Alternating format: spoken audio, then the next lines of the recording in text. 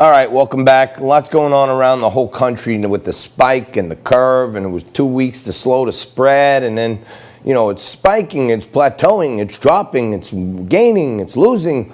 All the, color-coded charts are all over the place and everything else. Here's the cold, hard facts. Out of our whole country, 15,000 restaurants have closed permanently. Permanently. Okay, that's bad. Here in New York, they can only dine outdoors, which doesn't work in the winter here in New York because it's cold. Aaron Foldenauer joins us right now. He's an election law attorney, Democratic candidate for New York City Mayor. And Aaron, thanks for joining us again. It's good to have you back.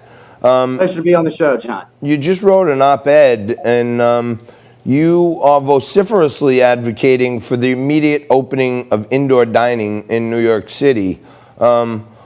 Why doesn't our leadership realize how important that is to the pulse of New York? Our leadership is totally out of touch. I'm the only candidate for mayor to argue for the immediate opening of indoor dining. And what Mayor de Blasio and Governor Cuomo are thinking is totally beyond me. But the fact of the matter is, John, we have 25,000 restaurants here in New York City. And those are great assets of the city. Many of them are owned by immigrants. They are owned by people who aren't from here, and they need to have a chance to make a living. No, there's no doubt about it. And then, supposedly the word was flatten the curve, slow the spread, and then we'll come up with some fair rules for indoor dining, right? Now, I find it extremely curious that people in Long Island, I know a lot of people who go out to the Hamptons every weekend. They live in New York City, they live in Staten Island, they live in Brooklyn, right? They go out to the Hamptons and they're dining indoors if they want, right? Now they come back to the city and they can't dine indoors. They're the same people. Why is New York City being unbelievably persecuted like this? There is no rational basis to keep restaurants in New York City closed. As you say, restaurants across New York State, including Westchester, Long Island, have been open for indoor dining for almost 2 months. They're taking reasonable precautions, and there has not been an uptake in coronavirus cases. So the time is now to also reopen indoor dining in New York City. And of course, we have this so-called quarantine in effect in New York State now, where people who come from certain states have to quarantine. What's the point if we still keep restaurants, some of our greatest assets in New York City, closed? No doubt. And I got to tell you, this whole quarantine thing, it's toothless. You know what I mean? I've had many friends and business associates come into New York, into JFK on a one-way, leave out of Newark on a one-way, and they go in and out, constantly. So there's no way for them to even track this quarantine. It's really, bull. But you're a candidate for mayor in New York City. I know you're quite the accomplished election attorney, but you're the first candidate to call for indoor dining. Do you expect everyone else to jump on the bandwagon now? I think they'll realize it's an important idea. And people talk about Black Lives Matter. People talk about supporting immigrants. Well, guess what? There are a lot of minorities who own restaurants. There are a lot of minorities who work in restaurants. There are about 300,000 hardworking New Yorkers who work in restaurants. And guess what? Out of over 8 million people in New York City, you have 1 million people who are unemployed. We've been dealing with the pandemic since March, if not earlier. And we need to get our people back to work. You've probably seen, John, the lines of people standing in line for food, standing in line for a meal. We need to get this economy moving again. New York State, New York City, they face a huge budget crisis. And one of the reasons is they're losing billions in tax revenue, and that's from sales taxes, including taxes that people spend on meals dining out. We need people to go out and start spending money and supporting our hardworking restaurant owners and small businesses here in the city. No doubt. Hey, Aaron, I have been, I ran for office a couple times, city council. I've been out of that realm for a while, but I've really been looking at the controller's race, because you got Scott Stringer, career politician. He's done nothing but line all his friends' pockets the whole time. The New York City and New York City pension plans are completely in so much trouble right now. They're getting ripped off left and right. If you look at the amount of money they spend in commissions and consultants and attorneys, any big pension plan could run themselves for half the money. So there's all kinds of graft in there. I seriously been looking at it and thinking, all these people who have announced they want to run for controller now because it's an empty seat, not one of them has any real private sector experience. They're all career politicians.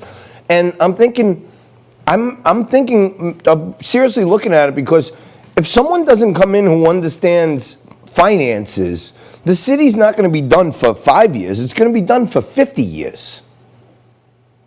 Right. We need leadership that will save our city now, and that's why I'm in the race for mayor. And really, the financial crisis that New York City and New York State faces is actually quite predictable. Experts have been talking for years that we haven't had a recession since the Great Recession, 2008, 2009. And in any such recession, the city and state would lose billions of dollars. The pension funds would be in trouble. And what did our political establishment, our current leaders, including de Blasio and Cuomo, do about that? Absolutely nothing. And you're right, costs are out of control in the city. We have over 300,000 municipal employees in the city.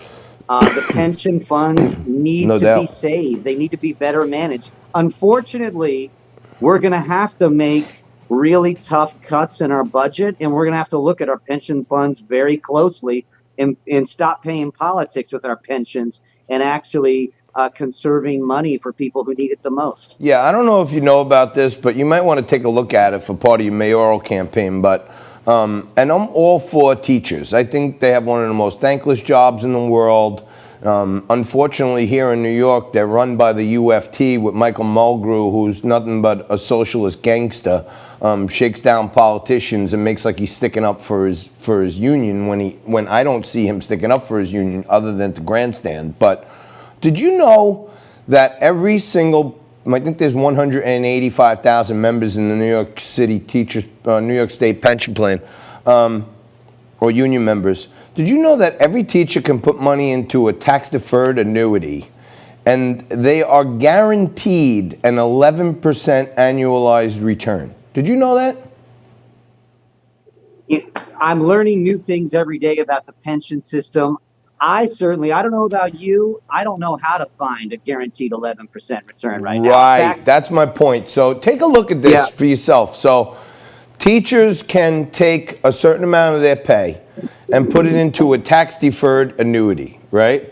And that works out like a little slush fund for the state, because it's not actually part of their pension. It's a tax-deferred annuity. So they can play around with it. And the way that they get away with it and no one asks questions and asks for their money to take their money out of it is because they have contracted for an 11% guaranteed return.